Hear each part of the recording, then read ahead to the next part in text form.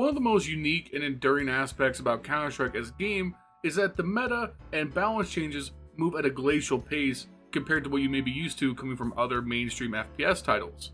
Other games have thrived off the idea that basically every X amount of weeks or months, the game is going to be completely changed as weapons rise and fall within the meta due to specific balance changes. What might be viable now is not going to be viable, say, 3 months down the line. And that's great, and it works, and it's very successful in those games, but Counter-Strike has decided to do something different. No matter what version of Counter-Strike you may have played throughout the years, and no matter how long it's been since you last played, you can log on to Counter-Strike and know the AK is really good, the M4 is really good, the AWP is the strongest weapon in the game.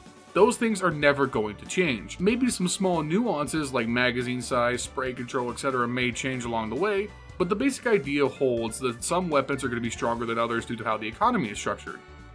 That means unless Valve messes up, it's relatively rare to see a huge shift within the weapon meta. And that means certain things can fall under the radar as people fall into similar habits. And I believe that's happened with the target of today's video. I firmly believe the Scout is the most underrated weapon in the CS2 meta right now, and you should be making more use of it than you do right now. In today's video, we're going to break down what makes the Scout so good, why it's flying under the radar, and how to utilize it best in your matches. My name is LionHeartZ, thank you for watching, and before we get started, make sure you take a second, leave a like, leave a comment down below, and subscribe to the channel if you haven't already. We are on our way to my goal of reaching 1,000 subscribers as fast as possible, so every single sub counts. Also, while you're down there, channel memberships are now live on the channel. If you want to support me directly for $5 a month, you gain access to exclusive badges, emotes, as well as a shoutout at the end of every video. And lastly, follow me on Twitch, twitch.tv/LionHeartZ1337. I stream Sunday through Friday, 8:30 p.m. Pacific Standard Time. Come check me out. So the first and probably the most obvious question is, why the Scout? Well, what it boils down to is opportunity cost. Opportunity cost. You get it? Opportunity, like op as in AWP, opportunity cost. Opportunity. Anyways, what it boils down to is that ops are very limited in an MR12 format. It's hard to build up the economy to get access to the most powerful weapon in the game, which puts the role that the op fills at a premium. There are many areas on many maps that are best defended or attacked using an op to take that peak, so things that can supplement that role suddenly become more valuable.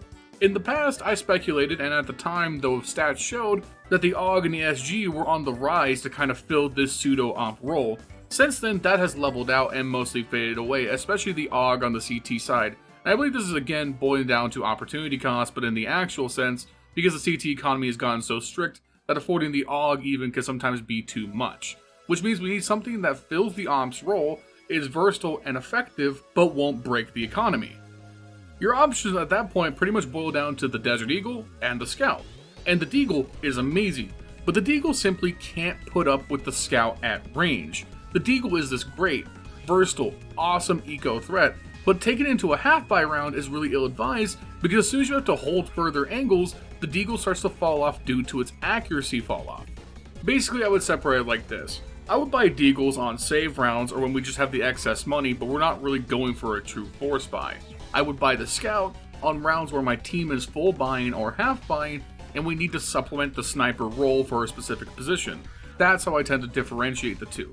They occupy similar spaces, but their niches are really truly different. And I think what the Scout does can't be replicated until you make the jump to the op.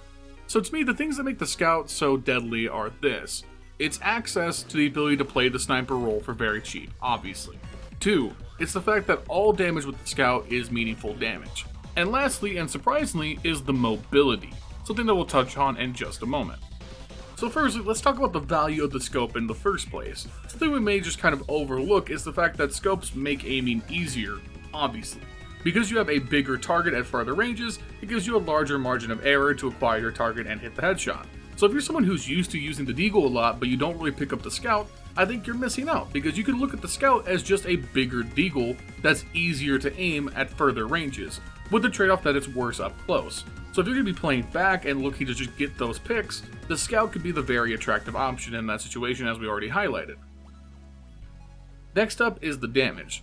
The Scout is one of the few weapons of the game that can truly say it has no wasted shots as long as you get hits.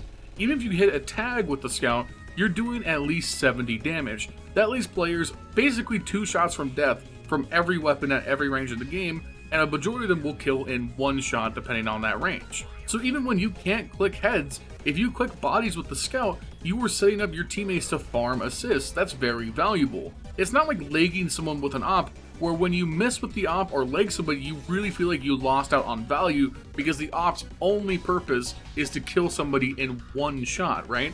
The scout is not necessarily a weapon that you're always going to kill with, so if you do hit a body, that is very meaningful again for the price point. And that's not even to mention scenarios where, say, you win a pistol round and buy up a scout on the second round. If you're playing against no armor opponents, you can 1-shot to the upper chest, which again makes the scout very, very lethal in early game scenarios. And lastly, and this is by far the most underrated aspect of the weapon in my opinion, the scout's movement speed feels cranked compared to pretty much every other weapon in the game.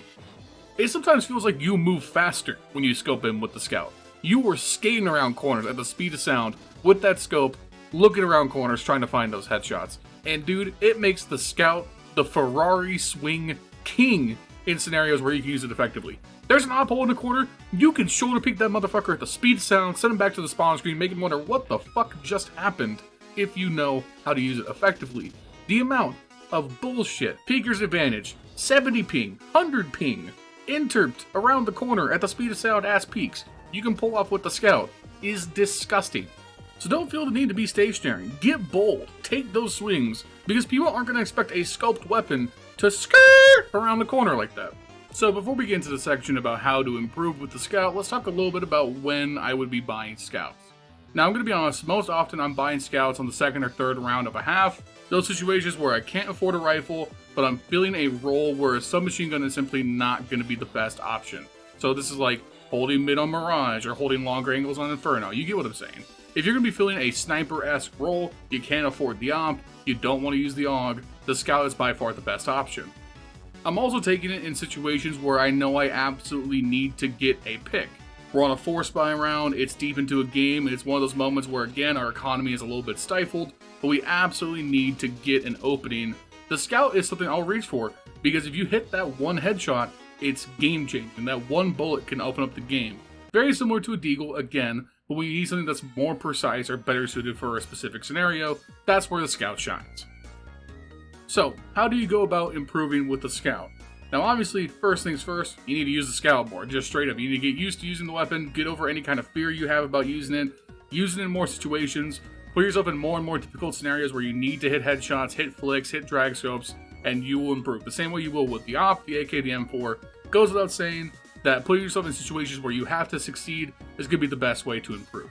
Other than that, as you've been watching in the background, I've been using Refrag as a way to practice my scout peaks. Hashtag not sponsored, just a friend of the channel. I have full tutorials on how to use Refrag as a way to train and get your game better. You can find those links above you, and if you decide to use Refrag, make sure you use code LION15 at checkout. Shout out to Refrag, love you guys.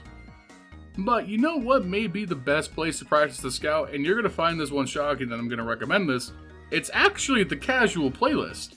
Because casual has a full body head armor in every single round, it's actually one of the best environments to practice the scout because one, you can buy a scout basically every single round after the pistol round, you don't have to worry about your economy, and two, you're facing a lot of players, pushing a lot of angles, and you are pressured to hit your shots in a lot of different ways. It's kind of like a cross between deathmatch and a real round scenario, so it's going to force you to aim quicker, better, hit your shots, but it's also going to be a less pressure environment, so if you fail, it's no big deal. It's a great way to get the experience of trying to play in a real game scenario, but at a volume that would be more similar to a practice environment. It's actually very, very good for this specific type of training. Also really good for practicing other single shot weapons too, like the Deagle or the AWP, if you can afford it. But yeah, that's the Scout. I think it's going very far under the radar in the current meta, and I think if you use it right in the right spots, the Scout could be a deadly, effective tool to add to your arsenal. But hey, that's just my opinion. Let me know what you guys think in the comments down below. What other weapons outside the meta are you using consistently in your games to get great effect? I personally am a CZ75 truther, maybe we'll make a video about that eventually, but what other oddball weapons are you bringing into your CS2 games to find success? While you're down there, make sure you leave a like as well and sub to the channel if you haven't already. Like I said, we're on our way to 1,000 subscribers, so every little bit helps. Also consider becoming a member today. I'd like to take a second to thank our channel members, Furley707, and my brothers Jesse and Justin. As always, thank you guys for your amazing support. Also check me out on Twitch, twitch.tv/LionHeartZ1337. Like I said, I stream Sunday through Friday, 8:30 p.m. Pacific Standard Time. I'll be live